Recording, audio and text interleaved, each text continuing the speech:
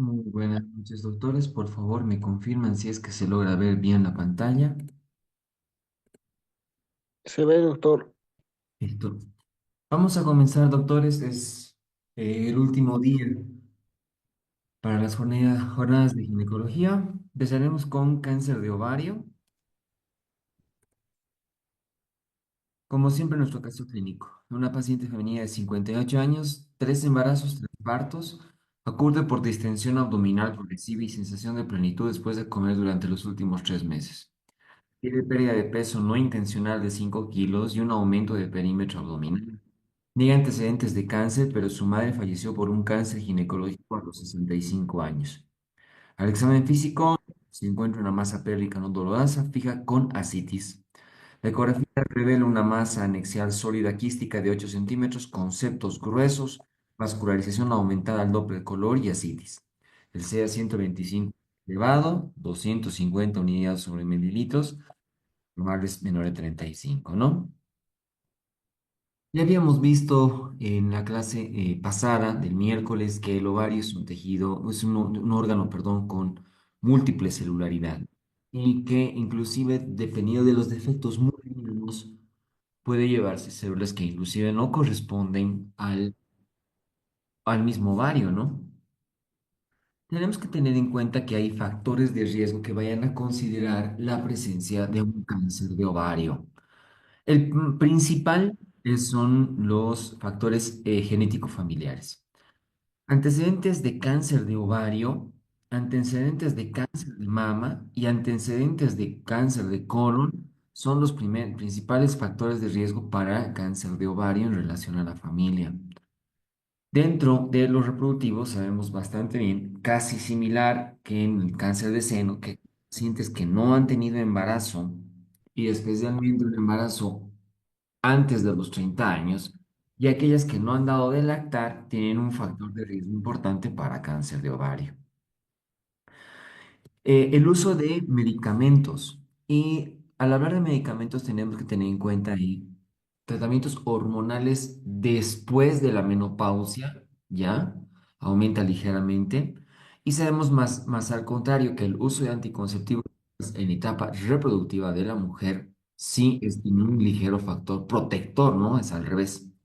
Tenemos también factores ambientales, ¿no? Como el uso del tabaco, perdón, el índice de masa corporal alto, la ausencia de actividad física y algunas sustancias como el talco o el amianto también pueden interferir para ser un factor de riesgo importante.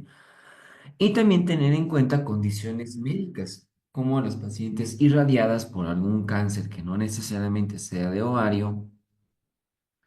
La histerectomía abdominal total, cuando se hace con trompas, es un factor protector, ¿no?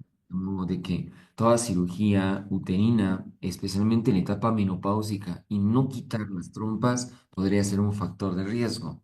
Y una enfermedad ginecológica que se llama precursora, probablemente, no en grado alto, ¿no? Pero es endometriosis para cáncer de ovario. Se ha postulado, al igual que en el cáncer de seno y en el próximo tema que vamos a ver, que es patología cervicuterina para el cáncer de cuello del útero, se ha propuesto un screening, que es un screening, es un método de tamizaje, es decir, un conjunto de pruebas que sirven para una prevención o una detección temprana de X patología cancerígena a la larga, ¿no? Los más importantes prácticamente es el laboratorial, el CA 125, ¿sí? Es uno de los más importantes. Nada, nada por ello siempre suele ser pregunta de examen alguna vez el uso de esto, ¿no? Tenemos que tener en cuenta que en los laboratorios los macrófagos, la leptina, la prolactina, la osteoponina y el factor de insulino también tienen un factor, ¿no? Pero el CA 125 es el más importante. Dentro del imagenológico, el más importante para cribado, no para diagnóstico, sino para screening, es la ecografía, ¿no? Después de los 35 años y especialmente en pacientes con factores de riesgo o con antecedentes genéticos familiares, se podría utilizar el método de cribado también y evidentemente la sintomatología, donde el dolor abdominal, la distensión abdominal, la sensación de plenitud y el aumento de volumen son los factores que nos pueden determinar para la solicitud de ambos estudios. Ya habíamos visto, tanto como en tumores, es muy similar a la sinosintomatología. Sensación de plenitud, ¿no? Pacientes que no han comido nada, pero ya se sienten llenas, el abdomen se distiende, hay dolor en hipogastrio o en ambas fosas ilíacas. Síntomas compresivos, si la patología tumoral está hacia adelante, va a comprimir vejiga, si es posterior, va a comprimir recto, y si es laterales, uréteres u intestinos. Puede haber alteraciones de la menstruación si la paciente está en etapa reproductiva. Obviamente no va a haber alteraciones de la regla si es menopáusica la paciente. Da la característica que el cáncer de ovario también es más frecuente en etapas reproductivas o bien finales o bien posmenopáusicas. Y ya habíamos visto que la citis es un factor, eh, entre comillas, desfavorable para el diagnóstico de cáncer de ovario. Nuevamente repasamos los marcadores tumorales que deberíamos solicitar. CA-125, proteína epidimal humana, el CEA, la paquetoproteína, CA-2729, una otrofina coriónica, la deshidrogenasa y la proteómica. De modo de que dentro de la clasificación, lo que por lo general se utiliza entre el estado TNM y también los estados de la FIGO, ¿no? Aquí en la tabla tenemos las analogías. X no se puede evaluar un tumor primario, T0 no existen datos de tumor primario, T1 o el estadio 1 a secas de la FIGO, tumor limitado a los ovarios. T1A, que es su análogo en relación a la FIGO, es un tumor limitado a ovario, cápsula intacta, ausencia de tumor en la superficie ovárica, ausencia de células malignas en sitio acítico o en lavados peritoneales. P, tumor limitado a los dos ovarios, intacta, ausencia de tumor en la superficie ovárica, ausencia de células malignas en líquido acítico, lavados peritoneales. Y el 1C, tumor limitado a uno o ambos ovarios con alguna de las siguientes características. Cápsula rota, presencia de tumor en la superficie ovárica, células malignas en líquido acítico o en lavados peritoneales.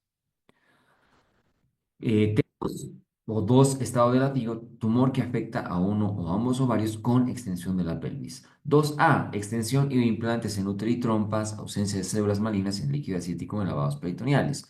2B, extensión a tejidos pélvicos con ausencia de células malignas en líquido acítico o lavados peritoneales.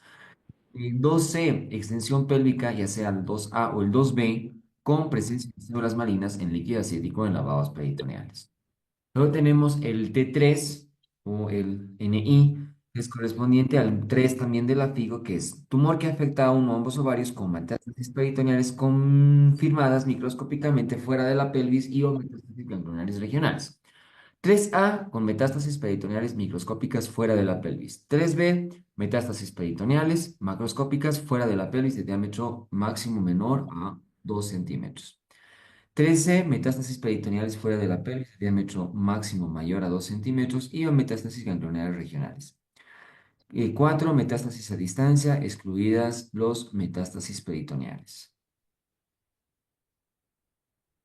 El tratamiento más sugerente para los estadios iniciales del cáncer de ovario siempre es la cirugía de intervalo.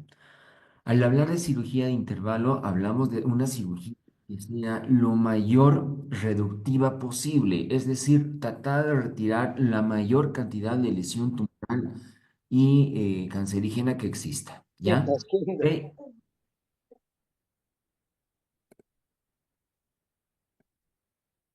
de ahí radica el término también de cirugía. Primero, intervalo.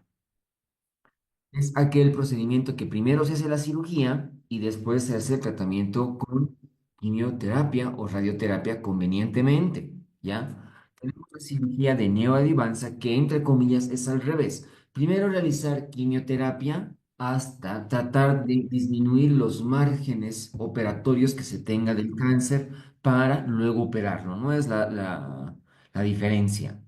¿Se puede realizar cirugía por laparoscopía? Sí, pero probablemente sea más dificultosa y la laparoscopía como tal serviría más que diagnóstica que de tratamiento, pero se puede realizar. Linfadenectomía, tenemos que tener en cuenta que Al retirar la cadena linfática, siempre se deben abarcar los ganglios de la cadena pelviana como también de la cadena lumboaórtica. Tenemos que hacer muestras ganglionares y tomar especialmente las grandes adenopatías. Dentro del factor pronóstico siempre va a ser en función a la gradación, a la irradiación y metástasis del cáncer de ovario. Y que se llama, si en alguna oportunidad el cáncer fuera satisfactorio con márgenes buenos, hay oportunidades que se puede realizar una segunda vista, o también llamado second look, que es una nueva cirugía para ver si es que hay tumor residual o para tomas de muestra, ¿no? Entonces pueden ser en casos bien negativos, con resultados micropositivos o con casos macropositivos para realizar un second look. Dentro del tratamiento quimioterápico, tenemos que tener en cuenta que la primera línea es en función al carbo y al cisplatino.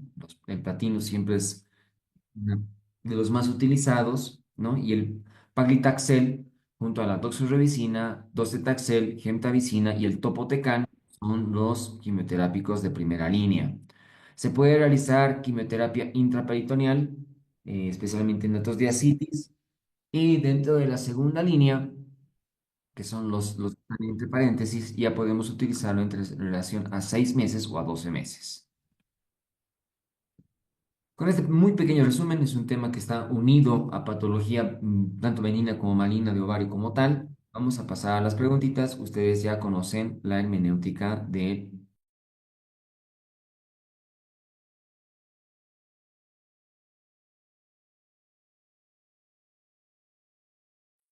mi un minutito.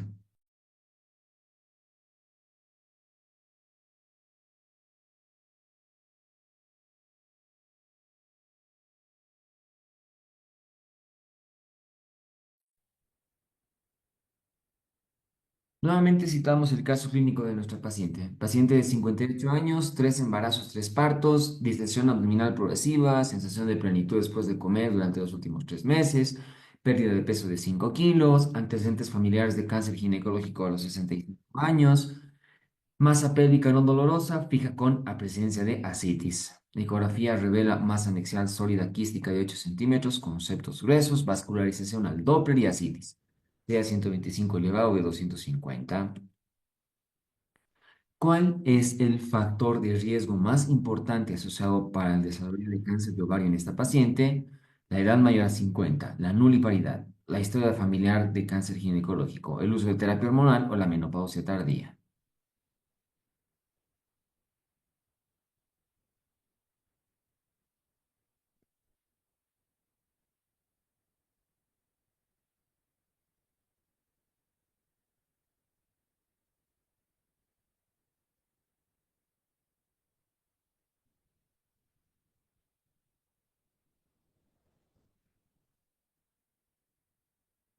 Sí, como dice la literatura, la historia familiar de un cáncer ginecológico es muy importante.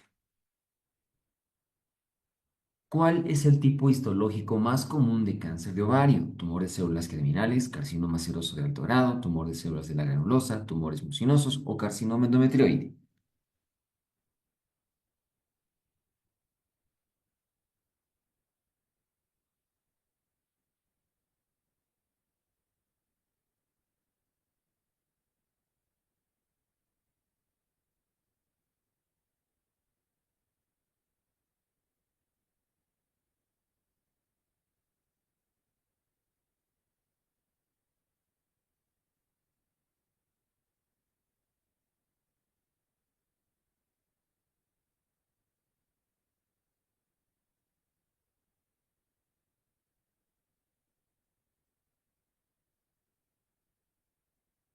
El concepto es muy similar casi a la patología benigna de ovario.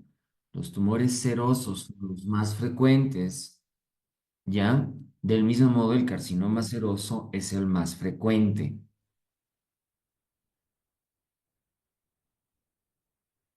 ¿Cuál es el tratamiento estándar para el cáncer de ovario epitelial avanzado? Cirugía citorreductor y quimioterapia basada en platino, radioterapia abdominal, terapia hormonal con tamoxifeno, terapia con carboplatino o terapia dirigida con trastuzumab.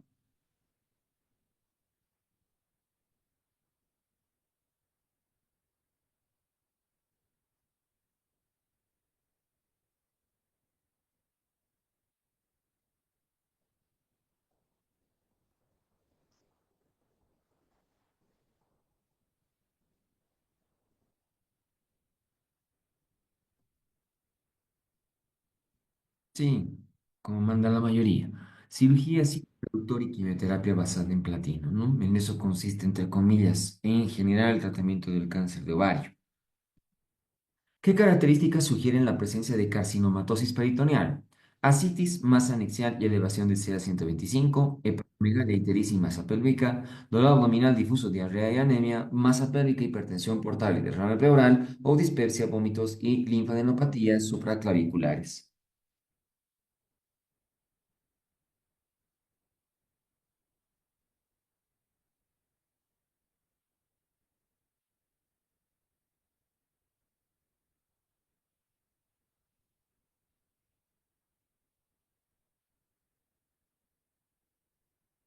La presencia de ascitis, el tumor ovárico y la elevación del CA 125 son más o menos la triada de la carcinomatosis peritoneal. Dentro del factor genético familiar, uno de los siguientes cánceres tiene influencia en el cáncer de ovario. Cáncer de mama, cáncer de colon, cáncer de endometrio, A y B son correctas o todas son correctas.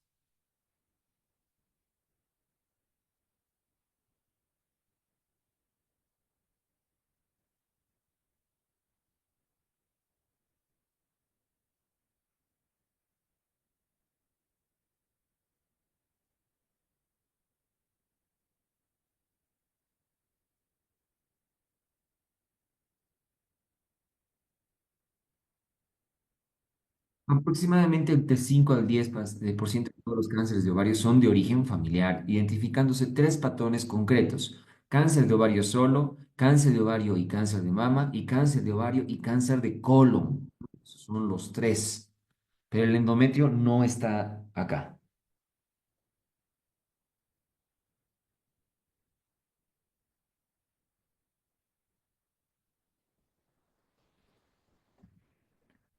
Uno de los siguientes no es un factor protector del cáncer de ovario: el embarazo, la lactancia, la reproducción asistida. Todos son factores favorables o ninguno es correcto.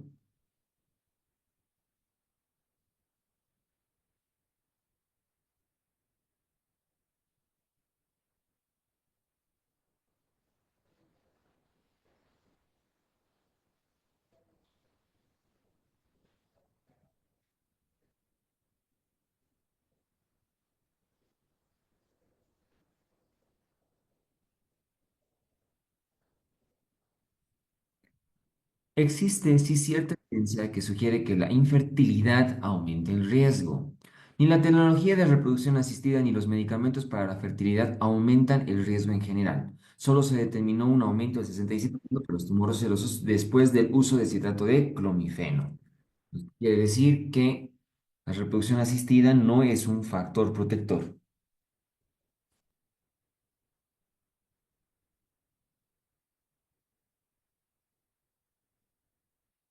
Una de las siguientes patologías ginecológicas aumenta el riesgo de SEA de ovario: síndrome de ovario poliquístico, endometriosis, miomatosis uterina, fibroadenoma mamario o pólipo endometrial.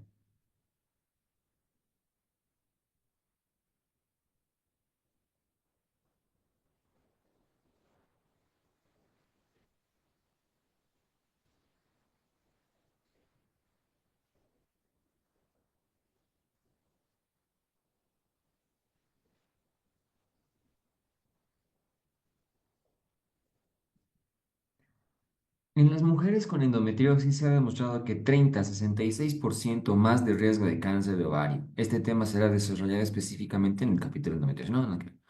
Pero sí, la endometriosis aumenta el riesgo de SEA de ovario.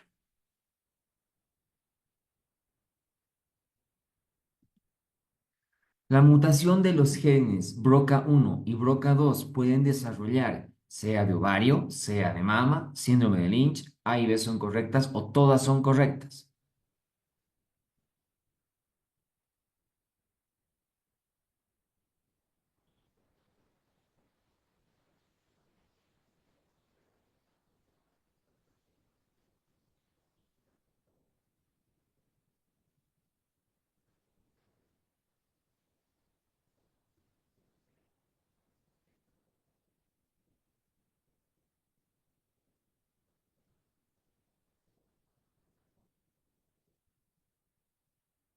La gran mayoría de todos los cánceres de ovario hereditarios se deben a mutaciones de los genes BRCA1 y BRCA2, responsables del síndrome de cáncer de mama, cáncer de ovario hereditario, mientras que una menor proporción se relaciona con mutaciones de distintos genes involucrados en la formación del ADN por la vía del mismatch, responsables al síndrome de Lynch o el cáncer colorectal hereditario no polipósico. Existe finalmente un grupo pequeño de genes identificados en la última década cuyas mutaciones germinales aumentan el riesgo de cáncer de ovario, así como los síndromes hereditarios raros en los cuales cáncer de ovario forma una parte de los tumores informados, pero estos casos son infrecuentes y solo la búsqueda se justifica ante la alta sospecha. Sí, doctores, con el síndrome de Lynch más es,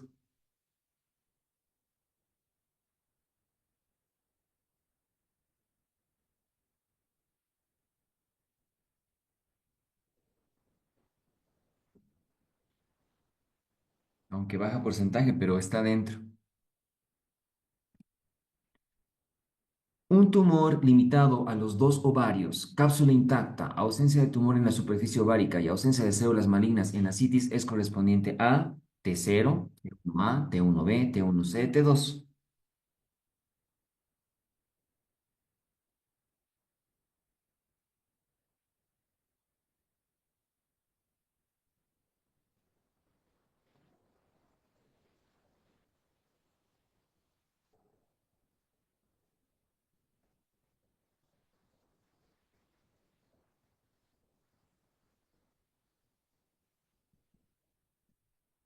A ver, T1A, tumor limitado a un ovario, cápsula intacta, ausencia de tumor en superficie ovárica y ausencia de células malignas en líquido asídico.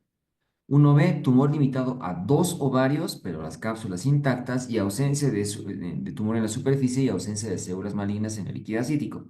Y el 3C es tumor limitado a uno o ambos ovarios con alguna de las siguientes características. Cápsula rota, presencia de tumor en la superficie ovárica y células malignas en líquido acético. La respuesta es T1B. La cápsula está intacta y está limitado a dos ovarios.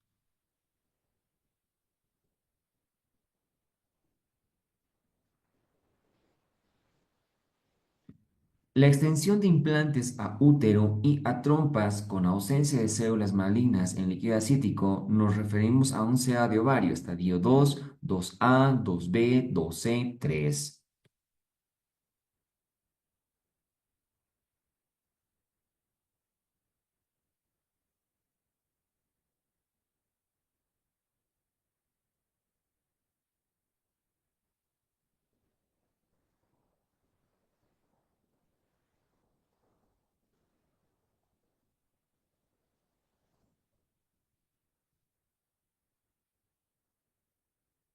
De los dos. El 2A, tumor y implantes en útero y trompas con ausencia de células malignas en líquido acítico. El 2B, extensión a tejidos pélvicos, ausencia de células malignas en líquido acítico o en lavados peritoneales. Y el 3C, digo, y el 2C, perdón, extensión pélvica, ya sea el 2A o el 2B, con presencia de células malignas en líquido acítico. Y la respuesta sí es 2A, correspondiente al inciso B.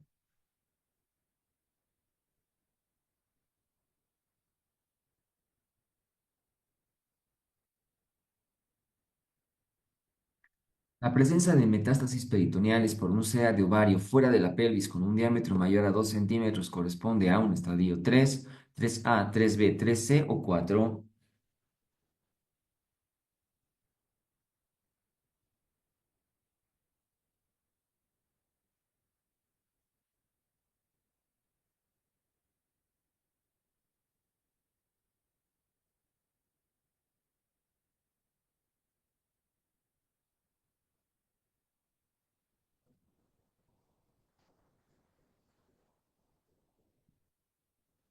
A ver, veamos. 3. Tumor que afecta a uno o dos ovarios con metástasis peritoneales confirmadas. El 3A, metástasis peritoneales microscópicas fuera de la pelvis. 3B, metástasis peritoneales macroscópicas fuera de la pelvis de diámetro mayor o igual a 2 centímetros. Y el 3C, metástasis peritoneales fuera de la pelvis de diámetro mayor a 2 centímetros y o metástasis ganglionares. El grado 4 ya es metástasis a distancia, ¿no? Aquí la respuesta es 3C.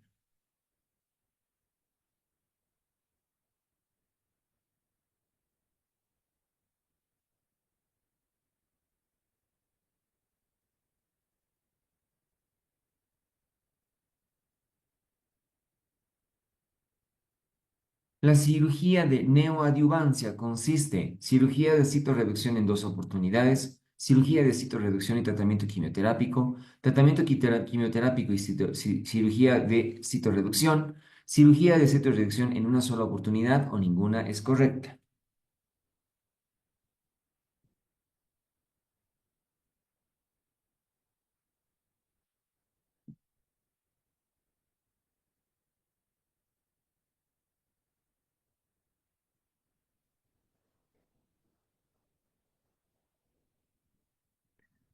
La cirugía citorreductiva de intervalo se basa en una cirugía primaria subóptima, mientras que en la de neoadyuvancia se comienza la terapéutica con quimioterapia y posteriormente se proyecta la cirugía citorreductiva completa. El tratamiento neoadyuvante se basa en invertir la secuencia terapéutica utilizada como primera herramienta de la quimioterapia y luego la cirugía tan intensa y agresiva como para lograr que sea completa u óptima. Entonces, neoadyuvancia significa primero quimioterapia y luego cirugía.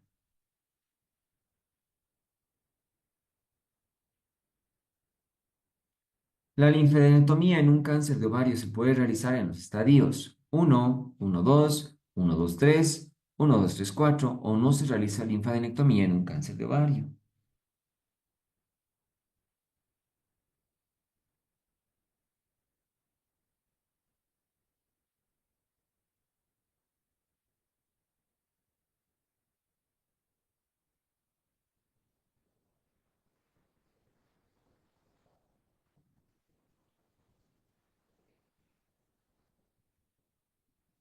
En realidad, la discusión conceptual no radica sobre cuál es la técnica más útil para realizar la linfadenectomía, sino el valor de ella misma. La linfadenectomía pelviana y lumboártica debe efectuarse siempre en los casos que parecerían los estadios 1 y 2, puesto que si algún ganglio fuera metastásico, se estaría en presencia de un estadio 3. Mientras que en el estadio 3 la presencia de metástasis no modifica el estadio, por lo que algunos centros no lo realizan en estas circunstancias, ¿no? Por eso es que sí, solo hacemos en estadio 1 y 2.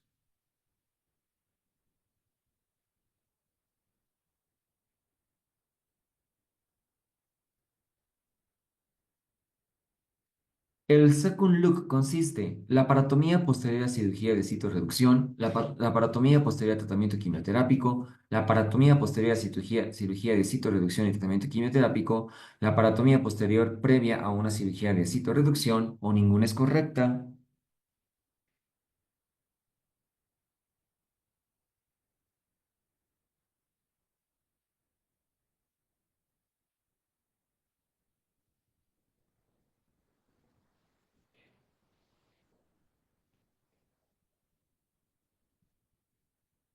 Second look es la segunda laparotomía luego de una cirugía citorreductiva y posterior quimioterapia en pacientes sin evidencia clínica de esta enfermedad, con finalidad de poder determinar el estado de la cavidad periabdominal. Los hallazgos de second look se clasifican en negativos, microscópicos positivos y macroscópicos positivos, ¿no?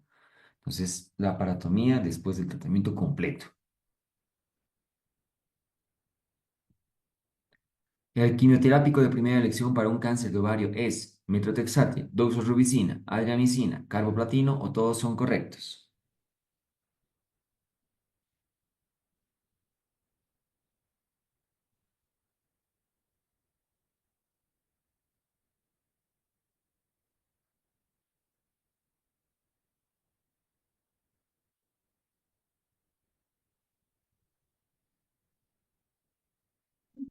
La quimioterapia junto a la cirugía de citorreducción es el tratamiento estándar para los tumores epiteliales malignos de ovario avanzado. Luego de la aparición del cisplatino en la década de los 70 se ha transformado en el quimioterápico más utilizado, el tratamiento básico, ¿no? Y dentro del platino, ahí está el carboplatino.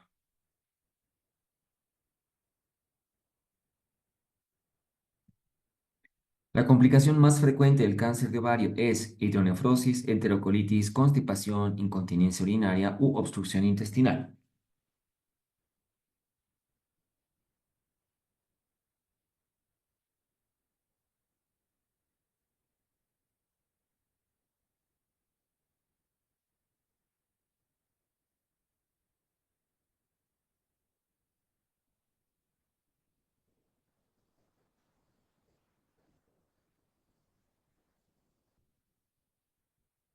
En las fases avanzadas de la enfermedad son comunes las obstrucciones intestinales, que ocurren entre el 20 al 30% de los casos, manifestándose con vómitos, cólicos abdominales, constipación y distensión abdominal. La causa de la obstrucción en la mayoría de las casos es producida por masas tumorales o por adherencias de causa oncológica. Entonces, la complicación más frecuente es obstrucción intestinal.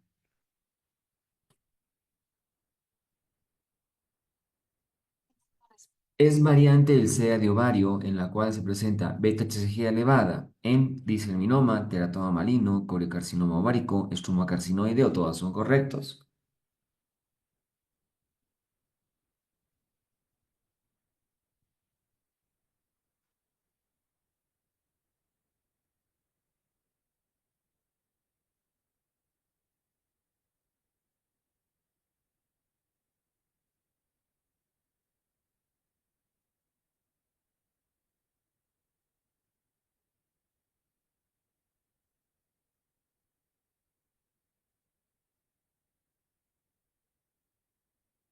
La OMS lo define como el tumor de células germinales raros, el coriocarcinoma, ¿no? Compuesto por cito, sincito y trofoblasto extravelocitario. Macroscópicamente es rojizo y de aspecto hemorrágico, histológicamente se constituye por proliferación de células citotrofoblásticas y sincitotrofoblásticas. El cincito es fuerte y difusamente positivo para la beta-HCG, con neutrofina coriónica humana e inclusive inhibina. Marcadores patognomónicos del coriocarcinoma.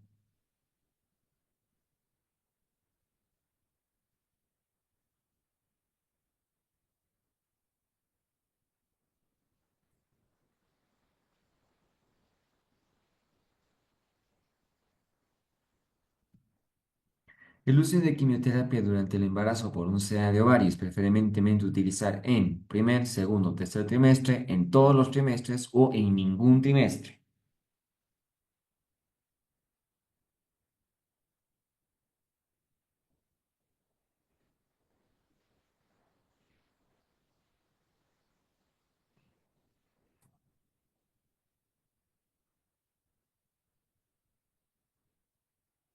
Cuando esté iniciada la quimioterapia, su inicio después del segundo trimestre es razonable, con pocos efectos sobre el feto. Tratamos de finalizar el parto a las 34 semanas de gestación con documentación de madurez pulmonar, evitando de esta manera riesgos oncogénicos y prematurez. El problema de administrar quimioterapia durante el embarazo es su naturaleza misma, ya que su función es destruir a diferentes caminos de las células de rápida proliferación y el feto tiene exactamente esas características, dependiendo de los riesgos, ¿no? Cuando el embrión se encuentra indiferenciado a las 2 primeras semanas, la administración de citostásicos responde al fenómeno del todo, es decir, la destrucción del embarazo o ningún efecto.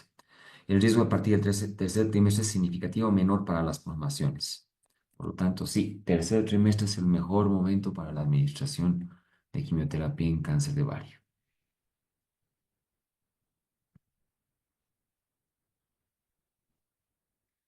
Los quimioterápicos pertenecen a qué categoría en función al embarazo? Categoría A, B, C, D o X.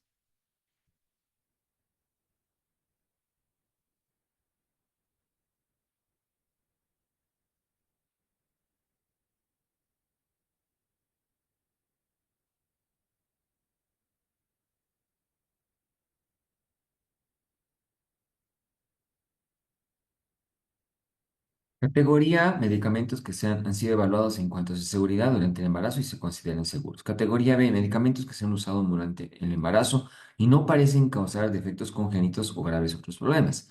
Categoría C, medicamentos con mayor probabilidad de causar problemas para la madre y el feto. Categoría D, medicamentos que tienen riesgos evidentes para el feto, incluyen la mayor parte de los medicamentos de quimioterapia para el tratamiento del cáncer.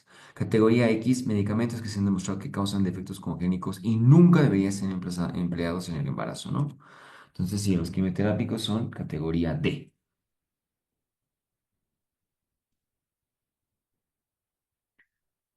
Puntos claves, casualmente no hay preguntas de cáncer de ovario en parciales anteriores. El cáncer de ovario es la más mortal de los cánceres ginecológicos debido a su presentación tardía en estadios avanzados.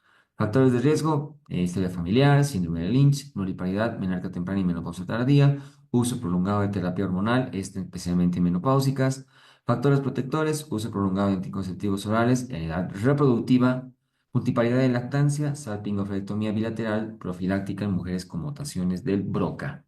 Subtipos más comunes, cáncer epitelial representa el 90% de los casos, siendo el carcinoma seroso de alto grado, frecuente y agresivo. Tumores germinales, comunes en mujeres jóvenes, tumores de células de estroma asociados a secreción hormonal. Síntomas inespecíficos, distensión abdominal, plenitud, dispepsia, pérdida de peso, dolor abdominal o pélvico persistente, alteraciones urinarias o intestinales. Hallazgos físicos claves, masa anexial fija, irregular, generalmente no dolorosa, ascitas y carcinomatosis peritoneal. Marcadores tumorales, el CA-125 es el más importante y elevado en el 80% de los cánceres epiteliales de ovario avanzados, pero no específico en premenopáusicas. Otros marcadores son la alfa-fetoproteína, la gonadotrofina coriónica, deshidrogenasa láctica, inhibina B. Características ecográficas, masa sólida quística con septos gruesos, vascularidad aumentada al Doppler color y presencia de ascitis o carcinomatosis peritoneal. Estratificación basada en el sistema FIGO del 1 al 4 y la estratificación química es imprescindible para determinar la extensión y guiar el tratamiento. Cirugía citorreductora busca eliminar toda enfermedad visible o reducir implantes a menos de 1 centímetro. La quimioterapia basada en platino, el carboplatino y el paclitaxel son de primera línea en enfermedad avanzada. Cirugía profiláctica en mujeres de alto riesgo, salpingoflectomía bilateral profiláctica reduce el riesgo de cáncer de ovario hasta un 90% en mujeres con mutaciones del BRCA1 y BRCA2. Inhibidores PARP, el objetivo es, el ejemplo es el Orliparib, indicadores en pacientes con mutaciones BRCA o deficiencias de la reparación del ADN. Pronóstico depende de la etapa del diagnóstico. La tasa de supervivencia a 5 años en la etapa 1 es del 90% y en la etapa 4 es del 20%. El estado de la citoreducción quirúrgica es el factor pronóstico más importante. Metástasis frecuentes, peritoneo, hígado, pulmón y diafragma. La carcinomatosis peritoneal es común en etapas avanzadas. Cribado: no existe un método efectivo para la población general. Mujeres de alto riesgo deben realizar ecografía transvaginal y el CA-125 con algunas limitaciones. Le pueden tomar una captura de pantalla a las preguntas.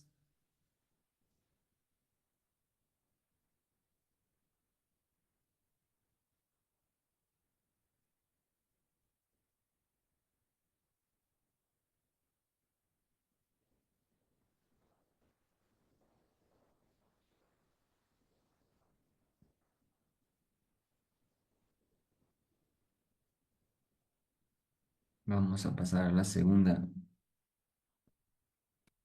página de preguntas. Tómenle otra captura de pantalla.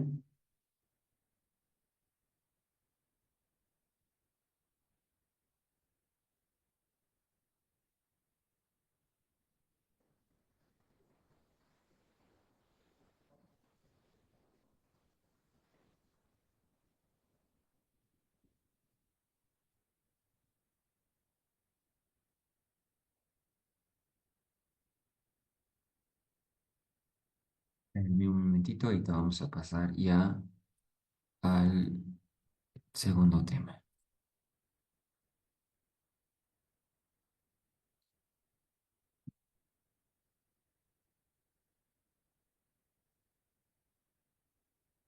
Solo para rápido, no me dicen, ¿podría repetir los quimioterápicos de segunda línea? Tenemos la doxorubicina, gemtavicina y el topotecan.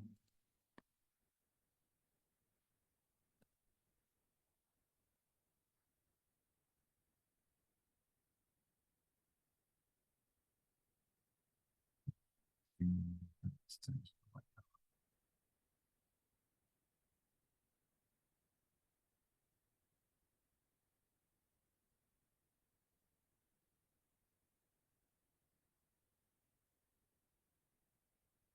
¿Me confirman si se logra ver la pantalla, por favor, doctores? Sí, doctor, se ve. Genial. Empezaremos con nuestro último tema, doctores. Patología cervicuterina. Tenemos tanto en anomalías benignas como en lo más importante, cáncer de cuello uterino. Caso clínico: paciente femenina de 35 años, gesta 2 para 2, acude a la consulta por presentar sangrado vaginal intermenstrual y dolor pélvico leve durante los últimos 3 meses. Niega secreción vaginal o dispareunia. Tiene antecedentes de relaciones sexuales desde los 18 años con múltiples parejas y sin uso consistente de preservativo. Nunca se ha realizado Papa Nicolau. Al examen físico destaca cuello uterino friable con áreas de ulceración y sangrado al contacto. Se realiza el Papa Nicolau, reporta ascos. La colposcopía revela una lesión acetoblanca gruesa en la zona de transformación con vasos anómalos. El cuello del útero es un lugar de asentamiento especialmente para patología tanto de transmisión sexual como las que no, ¿no? Tenemos que diferenciar aquellas de manera inicial que son patologías inflamatorias y de tumores benignos que no tengan una perspectiva entre comillas de algo infeccioso netamente, ¿no? Tenemos aquí sí infección del ectropion. Más adelante hablamos un poquito de qué es el ectropion, ¿ya? Erosión verdadera, cervicocolpitis, tuberculosis y sífilis. Aquí vemos prácticamente situaciones infecciosas, pero también pueden haber patologías tumorales benignas como presencia de pólipo endocervical, la presencia de papilomas, la presencia de miomas, inclusive algunas otras alteraciones. Sabemos bastante bien de que dentro de la patología cervical nos interesa mucho la implicancia del virus del papiloma humano, que tiene dos tipos de cepas, las que te producen cáncer de cuello uterino y las que no pueden producir verrugas genitales. Entonces también entran acá. Hablando justamente del virus, tenemos que tener en cuenta de que el papilomavirus pertenece a la familia del papovavirus, factores de riesgo bajo 6, 11, 30, 42, 43, 44, los más importantes 6, 11, alto riesgo 16, 18, 31, 33, 35, 39, 45, 51, 52, 56, 58, 59, 66, 68, pero los más importantes 16 y 18, ¿no? De ahí radica dentro de la prevención primaria que vamos a hablar que las vacunas siempre tienen que tener estas dos variantes, ¿no? La transmisión es sexual. Se domina de que el virus del papiloma humano es la enfermedad de transmisión sexual más diseminada en todo el mundo, es la más diseminada, ¿no? Dentro de su patogenia, el virus puede producir una infección clínica con alguna vez sintomatología, especialmente en las de bajo riesgo porque van a demostrar una verruga. Mientras que las de alto riesgo durante mucho tiempo pueden presentar una infección más bien subclínica con una paciente que es asintomática. Dentro de los factores de riesgo tenemos que tener en cuenta el comienzo temprano del inicio de las relaciones sexuales. Promiscuidad, mayor cantidad de parejas sexuales, mayor cantidad de partos, bajo nivel socioeconómico con menores accesos al centro de salud y menor tamizajes con Papa Nicolau. Antecedentes de infecciones de transmisión sexual. La clamidia, la vaginosis bacteriana y el VIH-Sida son una puerta de entrada para el virus del papiloma humano. Y los estados de inmunosupresión, nuevamente hablar del VIH-Sida o patologías que causen inmunosupresión en la paciente. Podemos realizar la prevención del cáncer de cuello uterino. Aquí el tamizaje sí es muy bueno y también las medidas de prevención primaria con la vacuna. La administración de la vacuna, que puede ser bivalente, tetravalente o nonavalente, donde lo ideal es que ya sea cualquiera de las tres, las cepas que sí o sí deben manejar la vacuna son las cepas 16 y 18. Con la vacunación se disminuye considerable el efecto para cáncer de cuello uterino. La idea es administrarla justamente en pacientes jovencitas, especialmente aquellas antes del comienzo de las relaciones sexuales, ¿no? Puede ser una edad entre los 9 y 15 años. Dentro de la prevención secundaria está aquí la realización de tamizaje, es decir, adoptar un método de diagnóstico rápido, efectivo y que sea no invasivo para detectar las lesiones que puedan ser precancerosas. La más importante es el Papa Nicolau, pero también tenemos la colposcopía. La colposcopía consiste en con un, entre comillas, un aparato que aumenta la visibilidad del cuello del útero. Se puede evidenciar justamente los epitelios que existen y administrando dos sustancias, como ser el ácido acético y el Lugol, ver las lesiones que puedan ser sospechosas. Dentro de la anatomía hay que tener en cuenta de que las zonas del ectocervix van a tener epitelio escamoso, las células del endocervix van a tener epitelio glandular o columnar también se llama. La unión de ambas se llama zona de unión escamocolumnar inicial, ¿no? Debido al efecto estrogénico de la edad reproductiva de la paciente, el epitelio columnar tiende a salir hacia afuera, ¿no? A invadir, entre comillas, el epitelio escamoso. de modo de que se forma una nueva unión escamocolumnar, ¿no? Aquí tenemos la original, aquí tenemos la actual. Entre el espacio de la unión original y la escamocolumnar que se produce después de la invasión se le denomina zona de transformación. Esta zona de transformación es la zona metaplásica donde le gusta al virus del papiloma humano hacer patología. ¿Ya? Entonces, dentro de la clasificación de Bethesda, cuando tenemos al hacer una colposcopía, tenemos que tener en cuenta situaciones normales que vamos a ver. La mucosa originaria, la ectopia, es decir, la transformación, la ectopia congénita que pueda tener la paciente, es decir, desde la unión escamocolumnar inicial y la que se produce después de la etapa reproductiva. Tendríamos que ver la zona de transformación, ¿ya? Y ya podemos diferenciar de las lesiones que pueden ser sospechosas o malignas, como la presencia de leucoplasia, una lesión blanquecina, sobrelevantada, las lesiones en mosaico, que son aplanadas y responde inclusive con un vaso atípico. Puede haber puntillados, zona roja, vasos netamente atípicos, zonas de erosión o vasculaturas anormales, lo que podemos ver en la biopsia en la colposcopía. De modo de que, ¿cómo podemos hacer el diagnóstico de una lesión premaligna del cuello del útero, ya? De manera inicial con histología, biopsia, cepillado o hasta podemos realizar histeroscopía. Y dentro de las pruebas moleculares para ver virus del papiloma humano, tenemos la prueba de Bolt, la prueba de hibridación y las dos que se utilizan más frecuentemente, PCR, que es para la tipificación del tipo de virus, y captura híbrida, que da simplemente el reporte de positivo y negativo, donde replican el DNA viral, solo se necesita saber si hay la presencia de virus de alto grado, ¿no?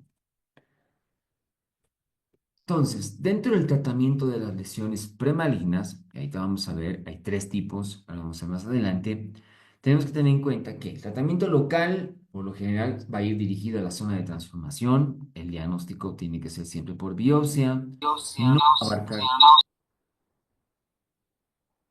no abarcar los cuatro cuadrantes, no más de dos cuadrantes, perdón. El conducto tiene que estar sin neoplasia intracervical y no haya sospecha de algo importante, ¿no? Dentro de los métodos de tratamiento para los locales, tenemos la diatermocoagulación, la crioterapia, vaporización en láser y la coagulación en frío. Entre este y la crioterapia y la diatermocoagulación es lo que, bueno, el láser también se utiliza hoy en día, ¿no? Pero también tenemos métodos escisionales. ¿Qué quiere decir? Vamos a cortar un pedazo, ¿no? Entonces pueden ser con zonas de transformaciones incompletas, que ya haya una lesión de una neoplasia intracervical, que sea una lesión extensa, que haya sospecha de malignidad o que haya compromiso glandular. Ahí es donde realizamos más excisionales. Y en los excisionales, los métodos más utilizados es la conización, ya sea con ASALIP o bisturí frío, o podemos inclusive realizar histerectomía en casos avanzados. Tenemos que tener en cuenta que la neoplasia intracervical, es decir, la lesión precursora del cáncer de cuello uterino, se va a catalogar en NIC1 o SIN1 y en SIN2 y SIN3. SIN1 afecta un tercio de la pared del cérvix, el SIN2 afecta dos tercios y el SIN3 afecta tres tercios del cuello del útero, ¿ya? En todo caso de una citología anormal, debemos realizar colposcopía. Se puede realizar colposcopía pura. Ante sospecha, siempre utilizar biopsia y es mejor siempre además realizar prueba para BPH, ¿ya? En los casos de lesiones glandulares, tenemos que tener en cuenta que puedan ser de bajo, alto grado o un adenocarcinoma in situ. El SIN prácticamente es como para escamoso y la lesión glandular se clasifica de este modo. Para el diagnóstico, más sin embargo, se sigue utilizando tal cual como para electrocervicitología y biopsia, y para los tratamientos de la lesión glandular podemos utilizar conización, ya sea con LIP para preservación del cuello, del útero y fertilidad, o histerectomía en casos de situación avanzada.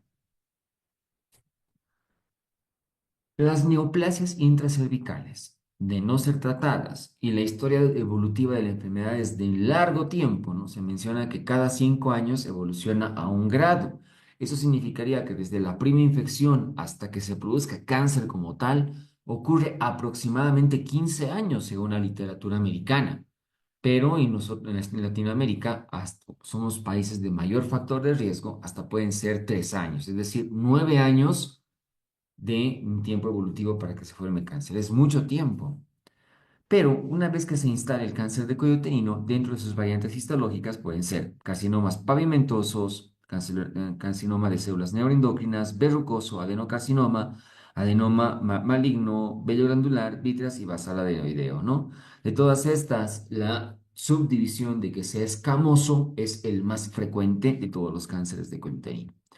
También denominar al microcarcinoma, que tiene una categoría 1A1, vamos a ver dentro de la clasificación. El diagnóstico debería realizarse mediante biopsia y en todo microcarcinoma el tratamiento debería ser mediante histerectomía abdominal total. Cuando ya hablamos de macrocarcinoma, es decir, es un tamaño menor a 1 centímetros, dentro de la forma tal cual como el cáncer de endometrio. Puede crecer de manera exofítica hacia afuera, endofítica hacia adentro, exoendofítica, combinación de ambas, o puede ser una superficial sin que corresponda al estroma en función para que sea exofítico. Por la topografía puede ser exocervical, dentro del orificio cervical externo, perdón, o que puedan ser endocervicales y órganos de propagación, y es importante para la gradación del estadiaje, es que el cáncer de cuello uterino puede abarcar vagina, parametrios, uréteres, vejiga, recto, todo el cuerpo y hasta ganglios linfáticos, ¿no?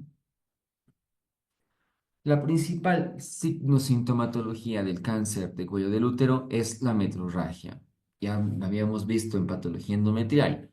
El adagio ginecológico dice, sangrado uterino normal, especialmente después de la menopausia, es cáncer de tanto de endometrio o de cuello del útero hasta no demostrar lo contrario, ¿no?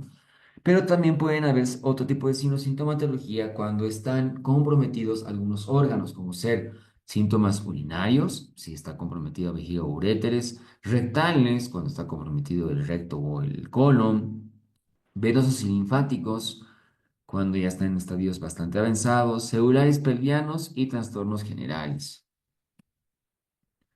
Aquí tenemos la estadificación, la clasificación de la FIGO, lo resumo de esta manera. Estadio 1, netamente abarcado a cuello del útero. 1A, lesión microscópica, donde 1A1, 3 milímetros de profundidad y 7 milímetros de superficie. 1A2, arriba de 3 milímetros, ya, pero hasta 55 milímetros y 7 milímetros de superficie. 1B mayor al 1A, pero limitado al cuello del útero, donde 1B1, lesión menor a 4 centímetros, 1B2, lesión mayor a 4 centímetros. Los estadios 2 ya son con compromiso de parametrios y además va a estar afectada la vagina. 2A, compromiso sin parametrios. 2A1, el cuello del útero menor a 4 centímetros. 2A2, afectación del cuello del útero más de 4 centímetros. Parametrio sin pared pelviana en el estadio 2B. El estadio 3 ya se afecta además el tercio inferior de la vagina, va a afectar parametrios y además puede haber uronefrosis. 3A sin extensión a pared ósea y el 3B ya hay hidronefrosis. El estadio 4 es que va más allá de la pelvis. 4A mucosa vesical y o rectal y el 4B metástasis a distancia. Tenemos que tener en cuenta de que se puede realizar tratamiento quirúrgico, tratamiento quimioterápico y tratamiento radioterápico de un cáncer de cuello uterino. La literatura dice que inclusive hasta el estadio 2A se podría realizar tratamiento quirúrgico. Más allá ya no se podría realizar un tratamiento quirúrgico y tendría que ser entre quimio radio o en los estadios avanzados solamente cuidados paliativos. Dentro del tratamiento quirúrgico tenemos las siguientes variantes. Tenemos la operación de Wertheim, que prácticamente es la histerectomía radical, que quiere decir útero, cuello, anexos y ovarios, ¿no? A eso se denomina Wertheim. Pero también tenemos la variante de Piper 1, que es una histerectomía simple, ¿ya? Tenemos la variante Piper 2, que es una histerectomía con ligamentos uterosacros y también comprometen un tercio de la vagina. En el Piper 3 es una histerectomía más ligamentos, ya sean uterosacros y cardinales, y se corta mitad de la vagina. En la Piper 4 es prácticamente la 3, pero además se toma tejido periuretral, ligamento de la arteria vesical y los paracolpos. Y en la Piper 5 es prácticamente como la 4, pero además se puede retirar pedazo de vejiga comprometida o una cistostomía, ¿no? La esterilización de los uréteres. ¿Qué complicaciones? Porque vemos es unas cirugías bastante agresivas. ¿Qué complicaciones podemos tener al momento de hacer unas cirugías de estas características? Hemorragia, de los principales, por compromiso de la arteria uterina, las fístulas vesicuterinas, rectouterinas, embolia pulmonar, obstrucción intestinal, celulitis pelviana, disfunción vesical, perdón, y el linfocele, ¿no? Pero estas, entre comillas, las dos primeritas son las más frecuentes. Dentro de la radioterapia tenemos que tener en cuenta de que siempre se debe radiar al tumor primario y a la extensión que exista, ¿no? De ahí radica que tenemos a la braquiterapia, que es como un transductor vaginal que siempre va a radiar exclusivamente el cuello del útero. Se debe radiar siempre tanto el cuello como el cuerpo uterino. Se puede radiar los ligamentos y se debe radiar la cadena ganglionar. Estos son los lugares a radiar en el cáncer de cuello uterino. Por eso es que la radiación puede ser externa, pero mucho se favorece este cáncer con la braquiterapia. Tener en cuenta de que la radiación siempre va a traer toxicidad, puede haber alteraciones en el intestino, puede haber alteraciones en peritoneo. Aquí podemos ver las dosis de la radioterapia externa y la radioterapia interna tiende a ser un tanto menor, ¿no? Dentro de las dosis. En los estadios uno, miren, prácticamente solo braquiterapia. En los estadios 1B1 sí se puede hacer una radioterapia externa, pero también la mayoría es braquiterapia. A partir de los estadios 2, como podemos ver, 2, 3 y hasta el 4, la quimio-radioterapia es tanto externa como con braquiterapia. Desglosamos opciones terapéuticas para estadios importantes. Estadio 1A se puede realizar conización en caso de que la paciente desee preservar fertilidad o podemos realizar cirugías Piper 1 o Piper 2. En el estadio 1B se debe realizar una cirugía Piper 2 o Piper 3 más radioterapia o radioterapia a secas. En el estadio 1B2, quimioradioterapia o Piper 3. Estadio 2A, radioterapia y Piper 3. 2B, quimioradioterapia. 3, quimioradioterapia. 4A, quimioradioterapia. 5B, quimioradioterapia o cuidados paliativos, ya sea en el grado 4, ¿no? Muy bien, doctores, con el resumen de este tema, vamos a pasar a las preguntas. Ustedes son dueños del chat. Citar nuevamente nuestro caso clínico: 35 años la paciente, dos gestas, dos paras. Tiene sangrado genital intermenstrual y dolor pélvico durante los últimos 3 meses. Niega la secreción vaginal normal o disparemia. Tiene antecedentes de relaciones sexuales desde los 18 años con múltiples parejas y sin uso de preservativo. Nunca se ha realizado Papa Nicolau. Al examen físico, un cuello uterino friable con áreas de ulceración y sangrado al contacto. Papa Nicolau reporta ascus. En la colposcopía revela una lesión blanca gruesa en la zona de transformación con vasos anómalos.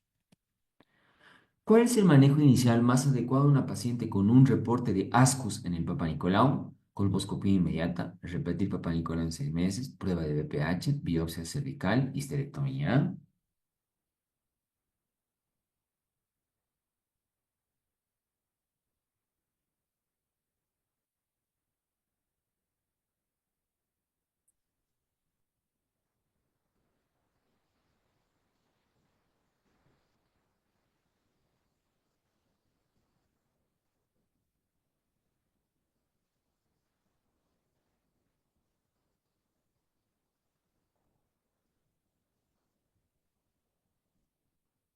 Me gusta la pregunta por el siguiente motivo.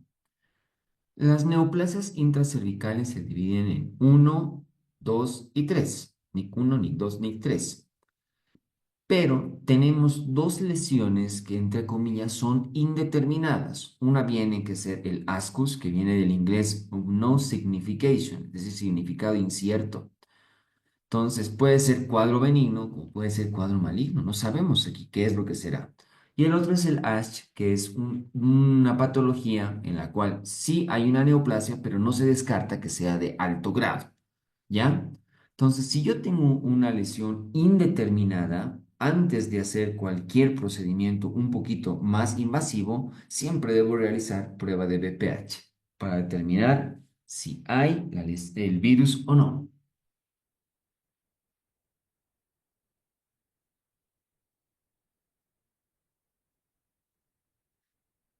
¿Cuál es el tratamiento de elección para carcinoma in situ confirmado por biopsia?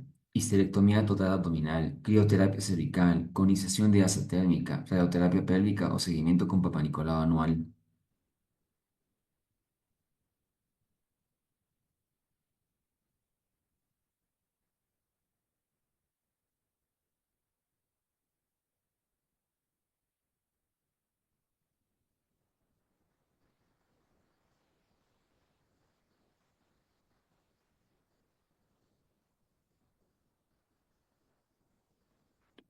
Tenemos en el caso que es una paciente joven, ¿no? Por eso es que vamos a tratar de no ser tan agresivos y sí, si es in situ podemos realizar conización.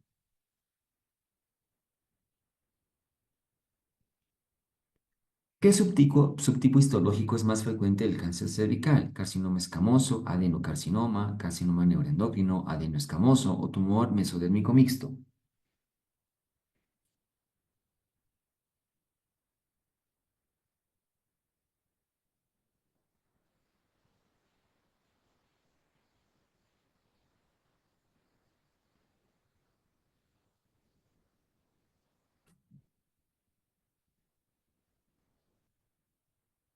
El escamoso es el más frecuente.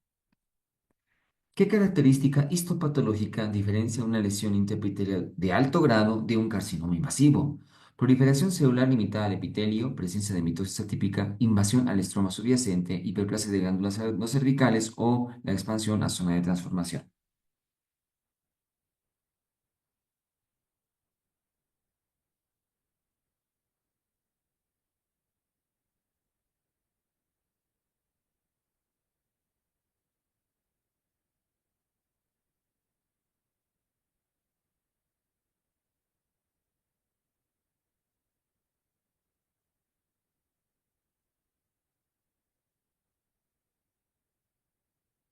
El hablar de una lesión de alto grado es el sinónimo de una lesión de NIC2 o NIC3. La lesión de bajo grado es sinónimo de NIC1, eso es por clasificación entre Bethesda y Richardson, ¿ya? Pero cuando nosotros estamos hablando de una lesión de alto grado, eso quiere decir, veo muchas respuestas de función ahí, que está afectada la zona de transformación, es inevitable.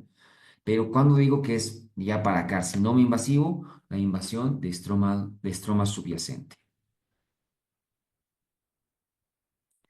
De los siguientes tumores benignos de cuello uterino es de etiología viral, pólipo endocervical, papiloma, ectropionitis, condiloma o todos son correctos.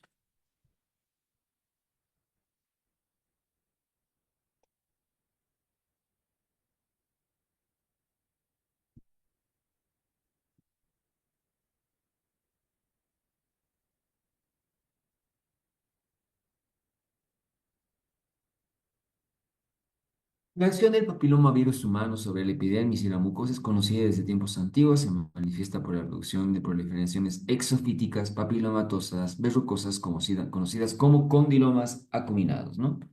Los condinomas.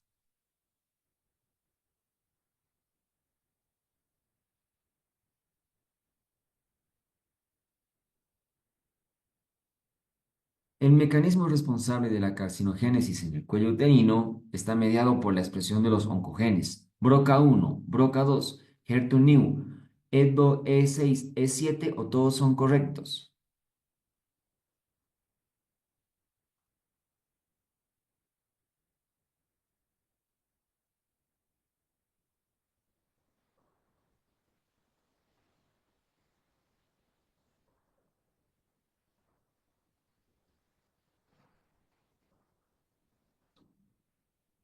Vimos, ¿no? En infección de transmisión sexual, que el virus del papiloma humano, el oncogen de proteína E6 es supresora del P53 y el E7 gen supresor de tumores, ¿no?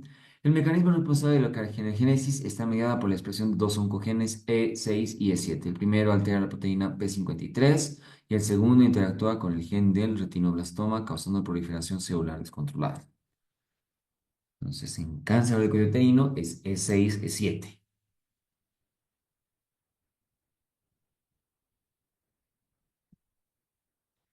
Uno de los siguientes es una medida de prevención secundaria para el cáncer del cuello uterino. Vacunación, Papa Nicolau, tratamiento oportuno, anticoncepción o ninguna es correcta.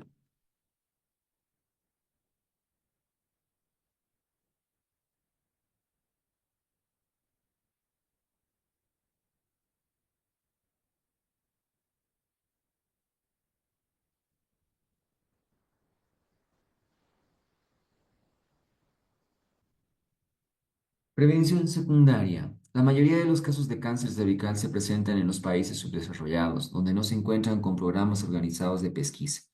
La prevalencia de esta enfermedad mediante la aplicación sistémica de la prueba del Papa Nicolau, la población en riesgo ha demostrado resultados tan contundentes como la disminución de incidencia de 7 a 9 casos de cada 100.000 mujeres al año, ¿no? Prevención primaria, vacunación. Prevención secundaria, Papa Nicolau. O es decir, diagnóstico. Prevención terciaria, porque existe la terciaria, que es el tratamiento oportuno. La vacuna contra VPH debe cubrir principalmente las cepas 611, 1618, 3042, 51, 56 o todas las anteriores.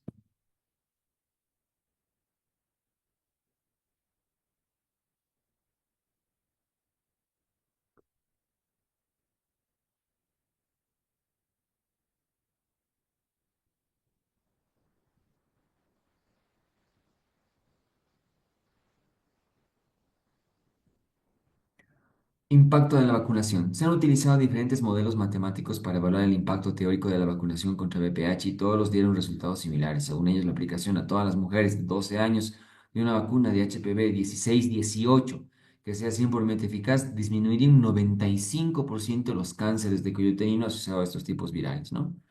Entonces, lo que tiene que cubrir es 16-18, ya sea bivalente, tetravalente o nonavalente. La presencia de hallazgos inflamatorios de cisternas anormales, pero no malignas, corresponde a la siguiente clase de citología. Clase uno, clase 2, clase 3, clase 4, clase 5.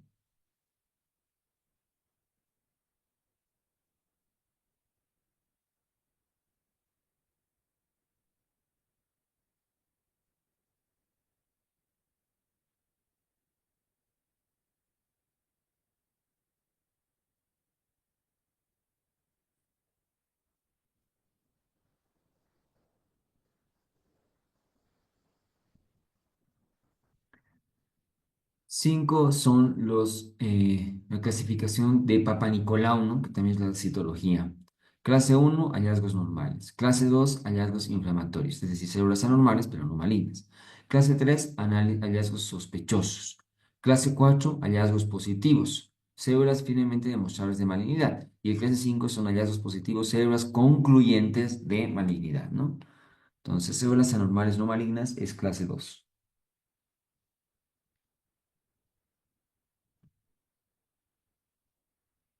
Se considera prueba de Schiller positiva zonas yodonegativas, zonas yodopositivas, zonas acetoblancas, zonas acetonegativas o zonas de vasos atípicos.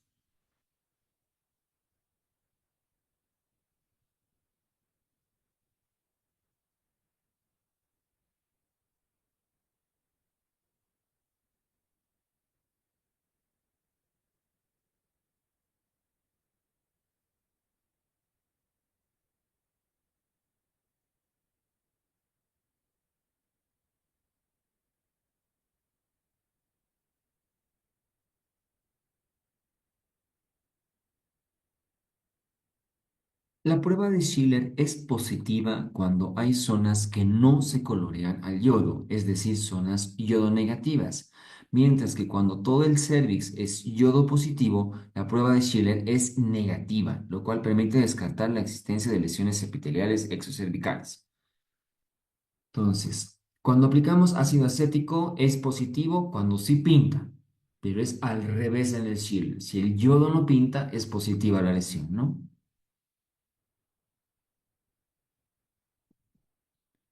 La metaplasia pavimentosa se presenta en exocervix, endocervix, zona de transformación, entropion, ectopia.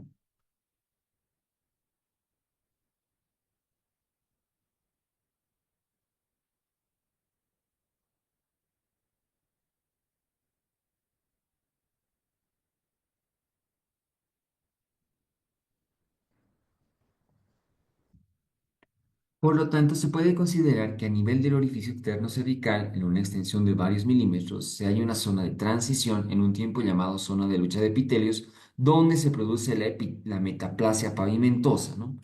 De la unión escamocolumnar inicial y la que se produce después de la etapa reproductiva de la mujer, ahí es donde se produce la zona de transformación, esa es la zona metaplásica.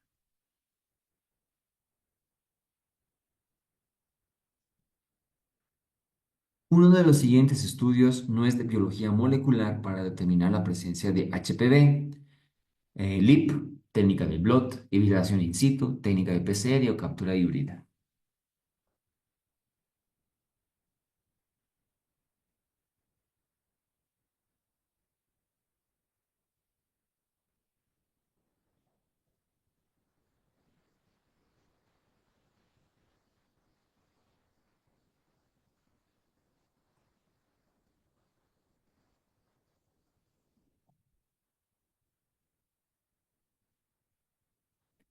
Dentro de las pruebas moleculares, hablando de pruebas moleculares, es para la detección de virus del papiloma humano.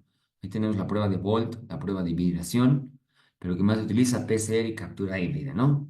Pero el LIP es un método o bien de tratamiento o bien de biopsia.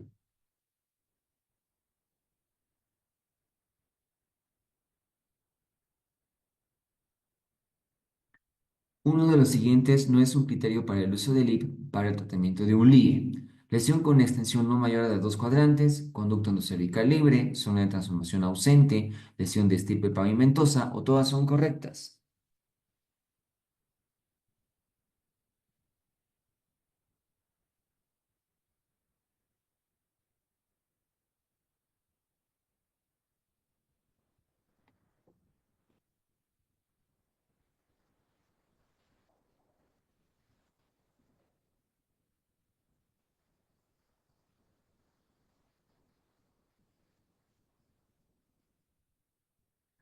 La resección amplia con LIP, que es una estadía térmica, puede realizarse cuando cumplen los siguientes criterios.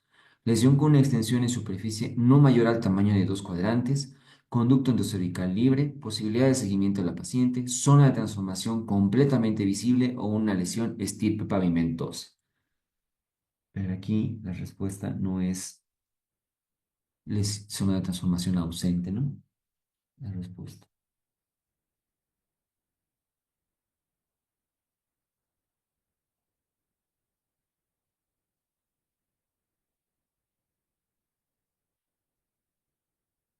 El diagnóstico de microcarcinoma de cervix se realiza con Papa Nicolau, colposcopía, captura híbrida, biopsia, todas son correctas.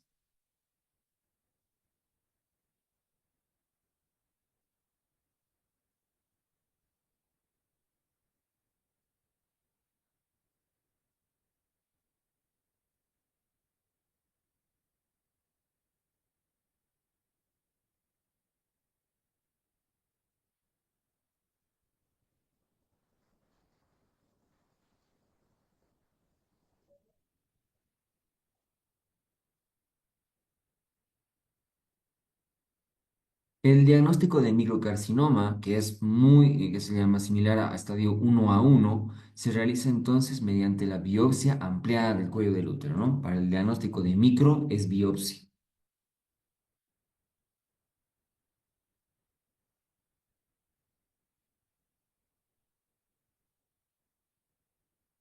Carcinoma estrictamente limitado al cuello del útero, mayor de 4 centímetros. ¿Corresponde a qué estadio? 1A, 1A2, 1B1, 1B2 o el estadio 2.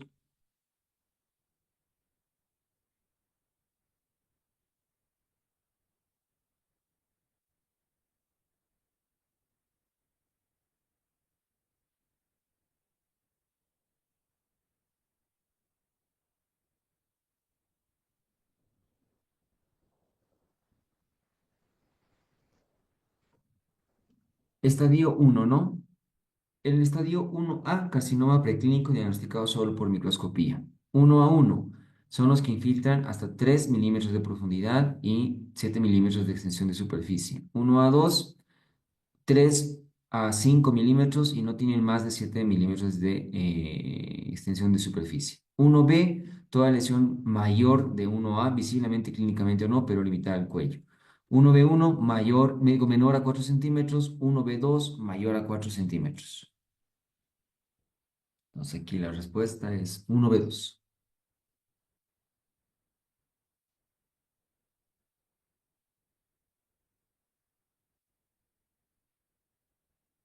El carcinoma que se extiende más allá del cuello uterino, que puede comprometer uno o más parametrios sin llegar a la pared pelviana o al tercio inferior de la vagina, nos referimos a estadio 1, estadio 2, estadio 3, estadio 4 o estadio 5.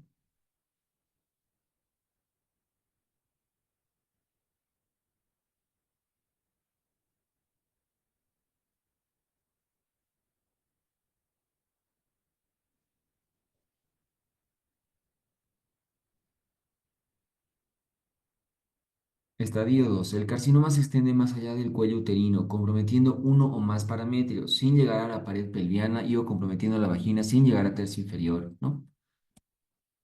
Estamos hablando del estadio 2.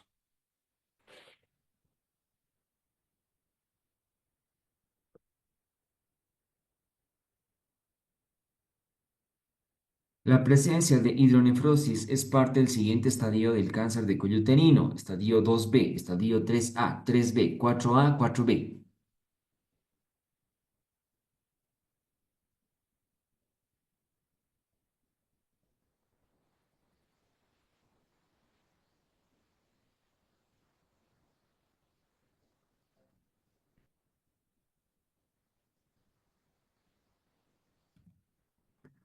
El estadio 3B hay compromiso parametrial hasta la pared pelviana y hidronefrosis, ¿no? Por este mecanismo aquí podemos ver cómo el parametrio ocupa prácticamente los uréteres.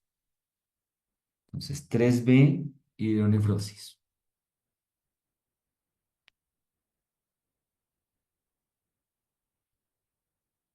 Cuando la colpohisterectomía más parametrios y anexectomía se realiza por vía abdominal, se conoce como técnica operación de Wertheim, Piver 1, operación de Mace, operación de Porro o operación de Landoni.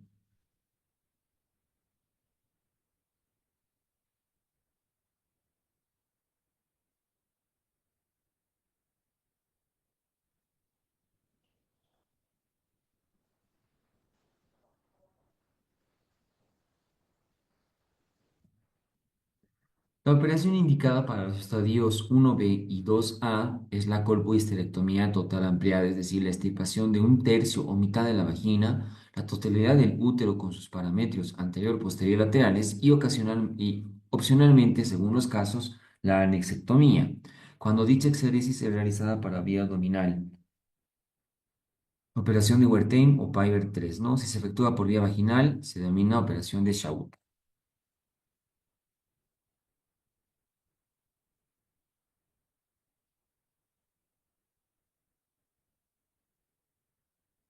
Entonces aquí la respuesta es operación de Wertheim.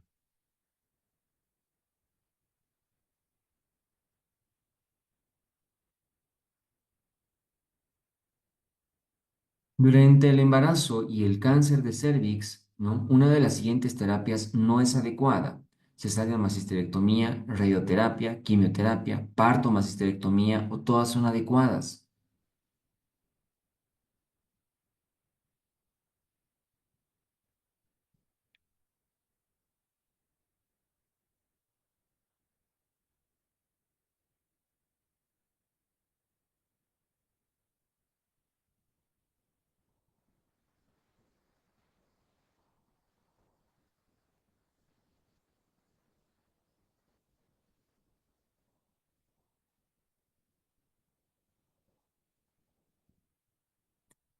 La vía del parto en cáncer de cuello uterino y embarazo. No existen objeciones importantes para impedir el parto por vía vaginal en la paciente con cáncer de cuello uterino y gestación avanzada. Puede producir obstrucción del canal del parto, laceración cervical con hemorragia inmediata o tardía, infección intrauterina con sepsis materna y aún metástasis del sitio de la episiotomía, motivos por los cuales siempre se prefiere el parto por cesárea, ¿ya?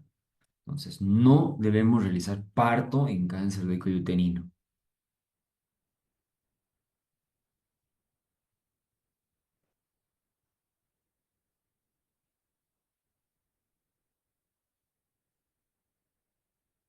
Uno de los siguientes no es un criterio para poder realizar traquelectomía por cáncer de cervix. Pacientes menopáusicas, estadio 1A, lesiones menores a 2 centímetros, ausencia de metástasis o todas son correctas.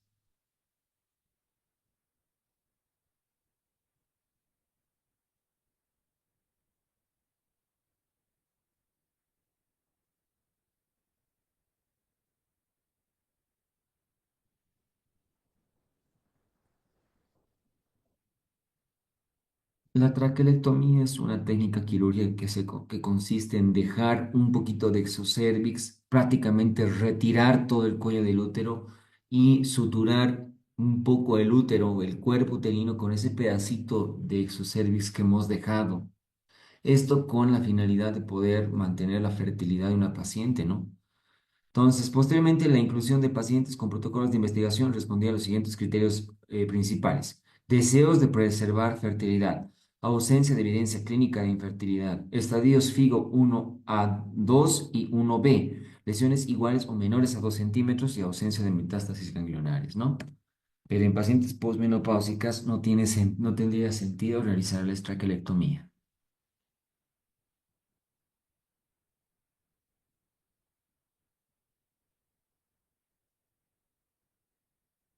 Preguntas de exámenes pasados, este año no entró ninguno.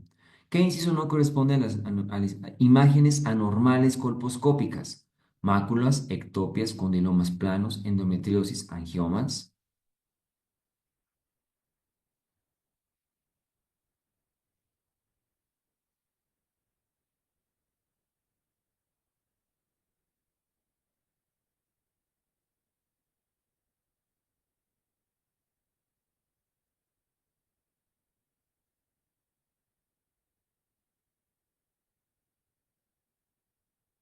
Sí, ectopias.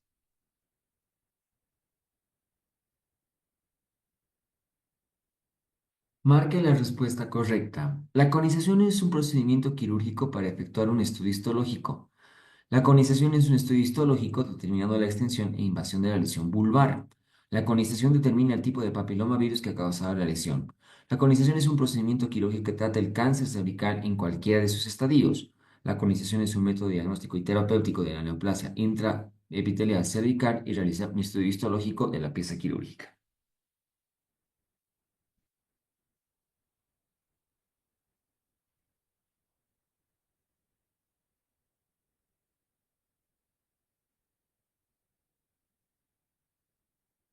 Y sí, la, la conización con asa, ya sea con asa diatélmica o bisturi fría, es tanto diagnóstico como también terapéutico.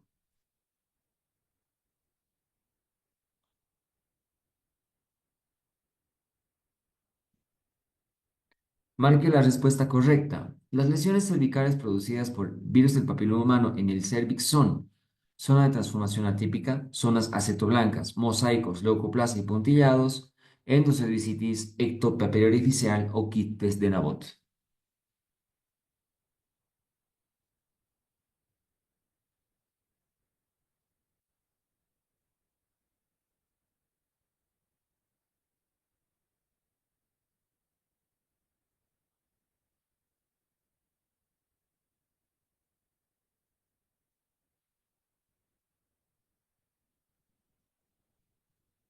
¿Sí? Zonas acetoblancas, mosaicos, leucoplasias y puntillados. Marque la respuesta correcta. En una paciente de 32 años de edad con dos partos y una biopsia cervical con lesión intraepitelial de alto grado, ¿qué tratamiento le indica?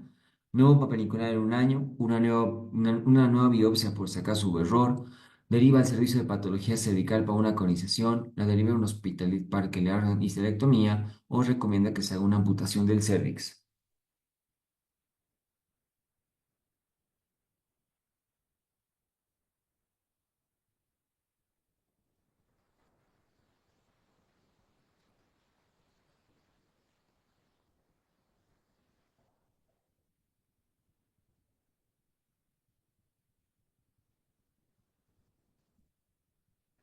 Sí, le hacemos conización, ¿no?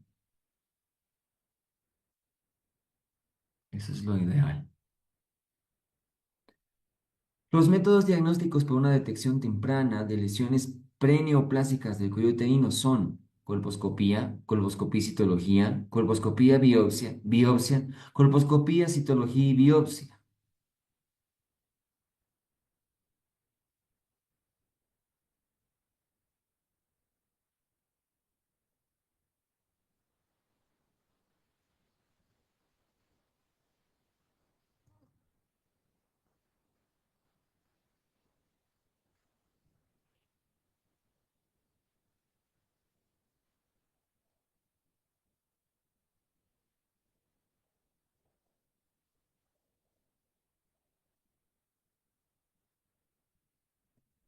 La colposcopía y la citología fue la respuesta de ese año.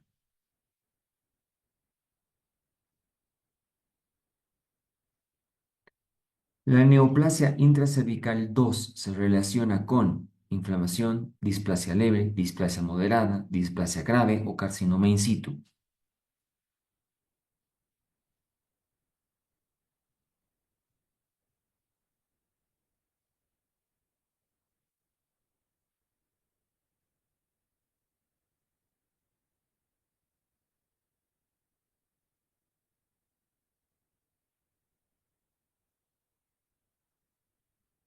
Displasia moderada, displasia leve, NIC 1, displasia moderada, NIC 2, displasia grave, NIC 3. La vía clásica del contagio de HPV es por vía hemática, linfática, neurológica, relación sexual, por el beso,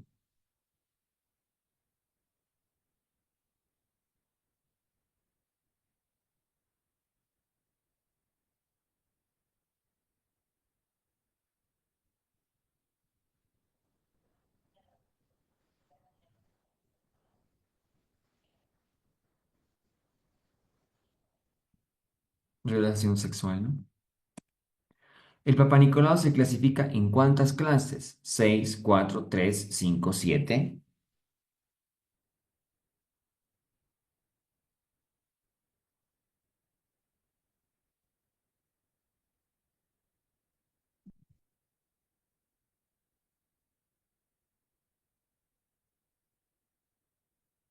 Digamos que son 5 clases, ¿no?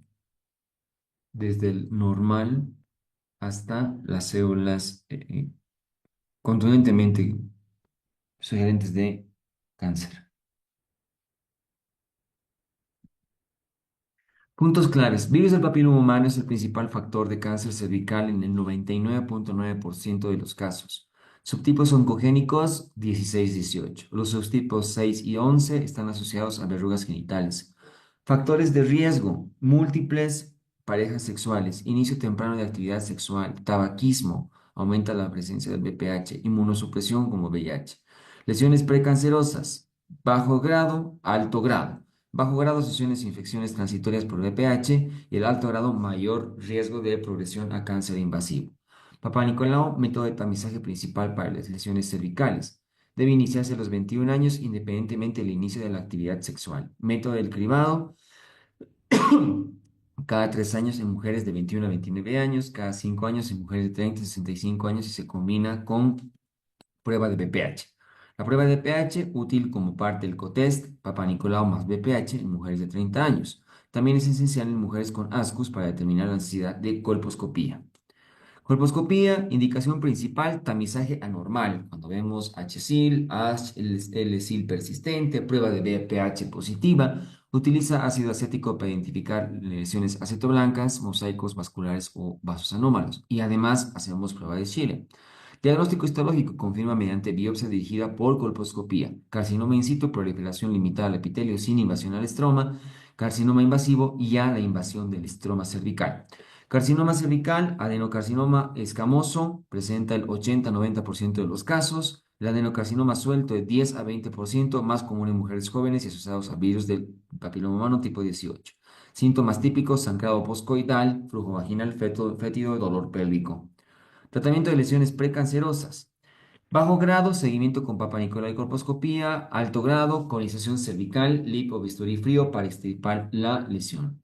En el bajo grado también podríamos hacer métodos locales, ¿no?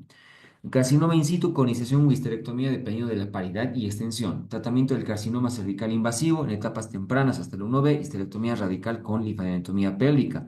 En enfermedades localmente avanzadas, ya después del 1B2, 2 al 4, radioterapia con quimioterapia concurrente.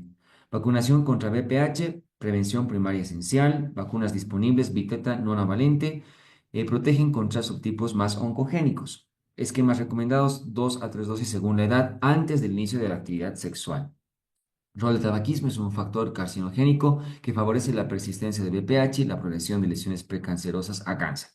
Factores pronósticos del carcinoma cervical: compromiso ganglionar, principal factor pronóstico, tamaño tumoral y extensión local. Tipo histológico: adenocarcinoma tiene peor pronóstico que el carcinoma escamoso.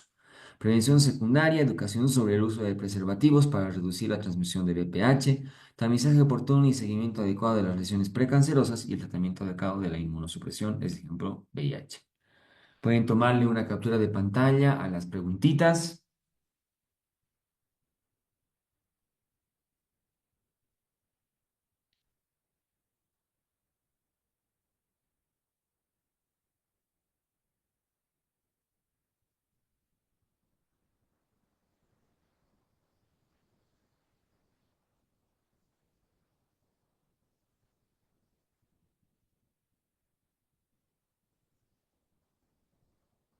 Vamos a pasar a la siguiente hoja. Tómenle una captura de pantalla a estas otras preguntas para que las puedan resolver ustedes.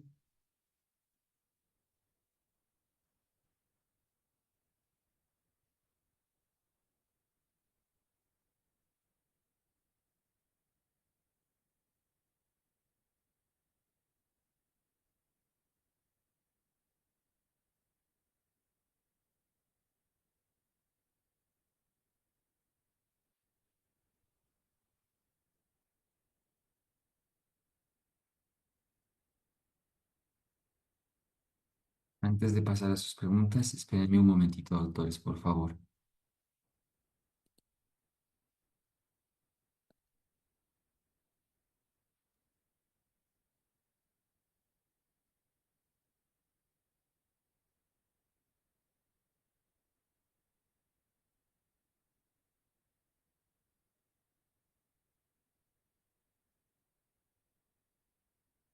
Bueno, doctor para mí ha sido un enorme placer y gusto poder compartir estas semanas con ustedes. Espero haber aportado un pequeño grano de arena para su formación, ¿sí? Yo, antes de que hagan preguntas, por favor, quiero parcialmente despedirme con esta frase del boxeador Mohamed Ali que dice: entrena mientras ellos duermen, estudia mientras ellos se divierten, persiste mientras ellos descansan y vive de lo que ellos sueñan.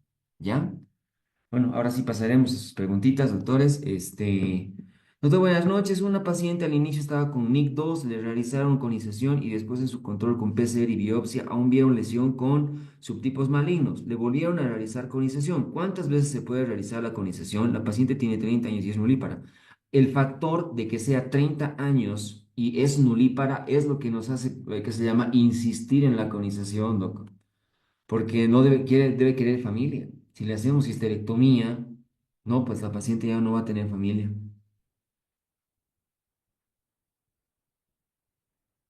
Yo tuve una pregunta de una paciente que su PAP salió negativo para las células malignas, pero se detectó BPH, salió cepa 66 detectada. ¿Cuál sería la conducta?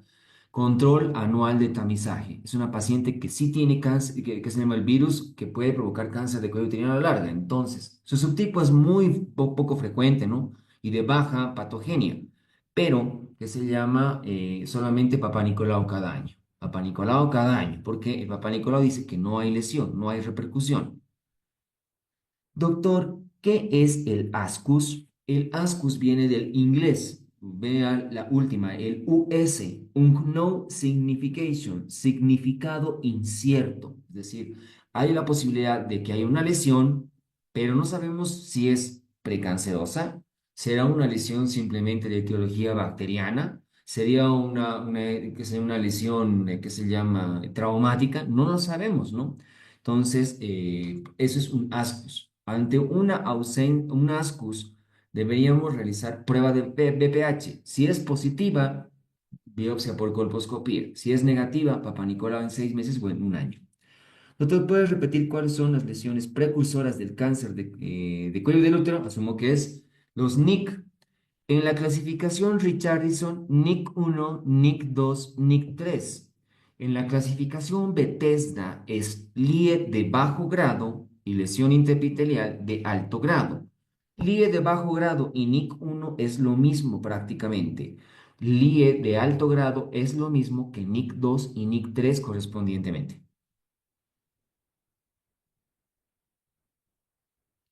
Doctor, buenas noches. ¿Cuánto tiempo tiene el virus, el portador en su cuerpo para poder transmitir el virus? Pues es que depende del estado inmunológico del paciente. No puedo decirle exacto, pero sabemos bastante bien que por la historia de la enfermedad actual, la prima infección hasta que produzca una lesión, aunque de bajo grado, puede pasar entre 3 a 5 años, ¿no? Entonces, miren, puede estar buen tiempo el virus.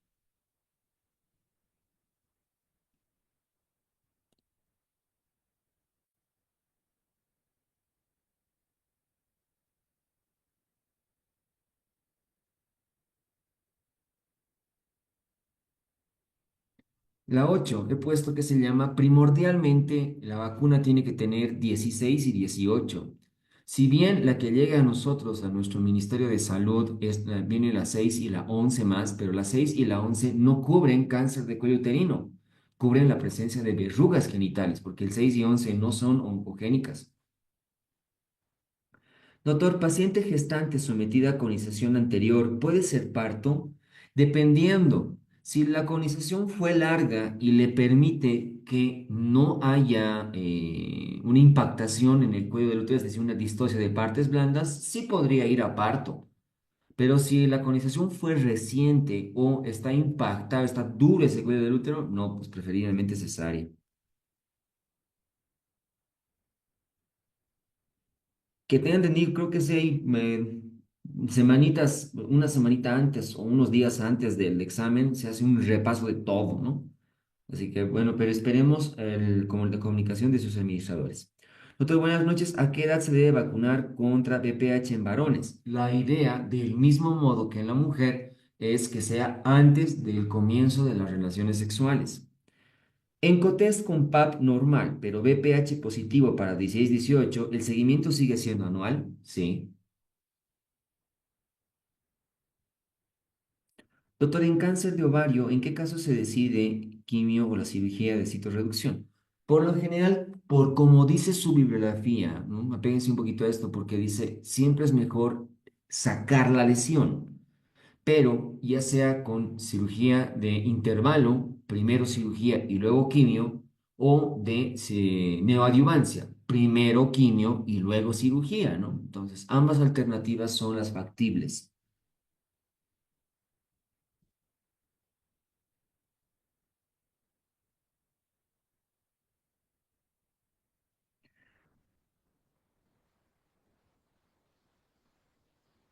Doctor, buenas noches. El intensivo de ginecostetricia, ¿en cuánto tiempo se llevará? ¿Una semana?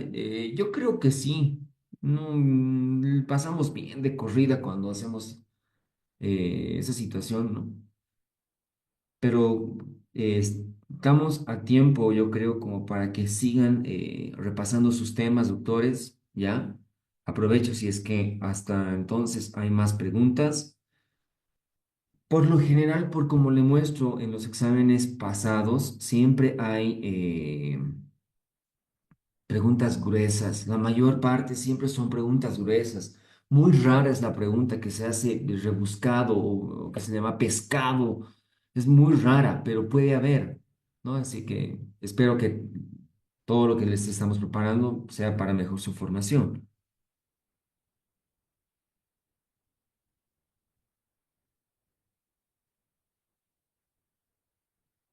Doctor, ¿podría aclararme esta pregunta? Dice, ¿cuál es la forma más frecuente de inflamación del cuello uterino? Ectropión, cervicitis aguda, cervicocolpitis, endocervicitis, vaginocervicitis.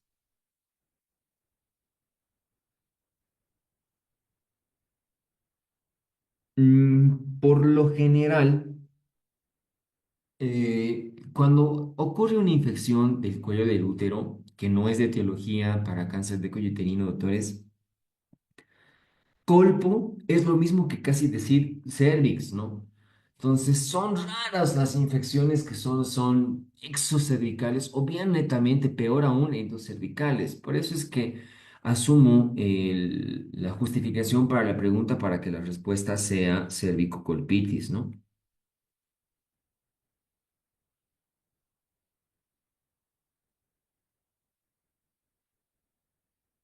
Doctor, ¿puede volver para explicar qué es la traquelectomía? Es una cirugía que consiste en extirpar el cuello del útero, pero netamente solo el cuello.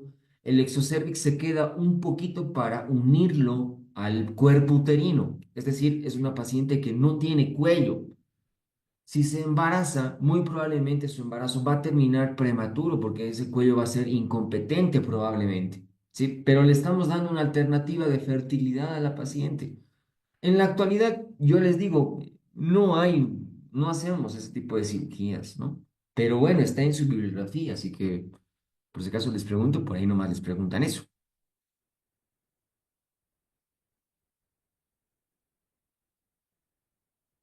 Aquí me dicen, la 25 ¿no podía ser colposcopía, citología y biopsia? Sí puede ser, pero ya que se llama, la biopsia no es de primer contacto, ¿no? No es un estudio de tamizaje.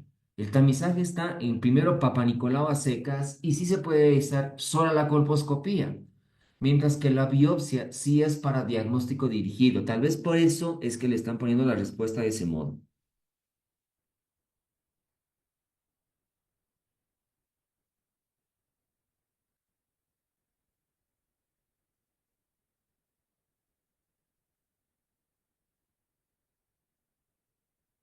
Bueno, aquí el agradecido soy yo en realidad, ¿no? Les agradezco mucho por prestarme atención, como les digo, espero haber aportado con un pequeño granito de arena. Para mí un gusto y placer, no solo para las clases, para lo que ustedes deseen, doctores, aquí estamos, el cine es su casa.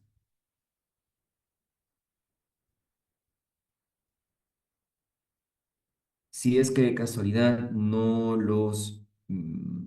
hay un intensivo, no los vuelvo a encontrar autores, les deseo mucho éxito, fuerza, estudien mucho. Hace rato leía que antes decía, leen muy rápido, responden, son muy capaces. No se trata de hacerlo rápido, se trata que se llama de que aprueben, lean una, lean dos, lean tres veces las preguntas en el examen. Doctor, ¿cuál es la clasificación actual del cáncer de cervicuterino? Es muy similar a la que tienen ahorita de la FIGO. Es un poco más larga con una subclasificación del 1A1, 1A2 y demás, ¿no? Pero es muy similar.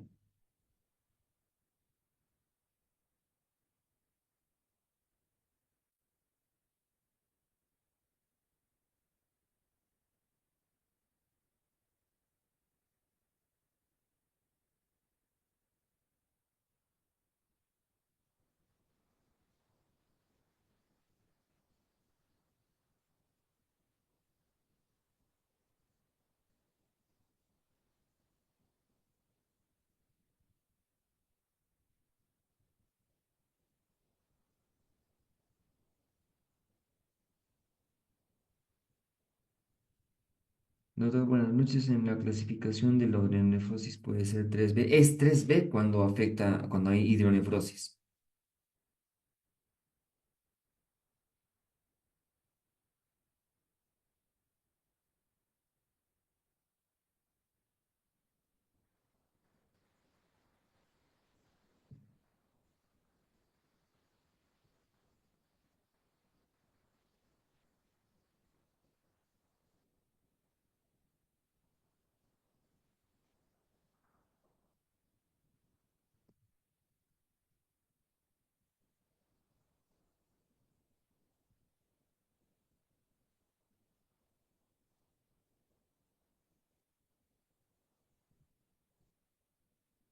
Bien, creo que no tenemos más preguntas, doctores. Así que les deseo lo mejor, doctores. ¿Ya? Si nos vemos para un repasito general de todo. Y si no, que se llama, les deseo el mejor de los éxitos. ¿Ya?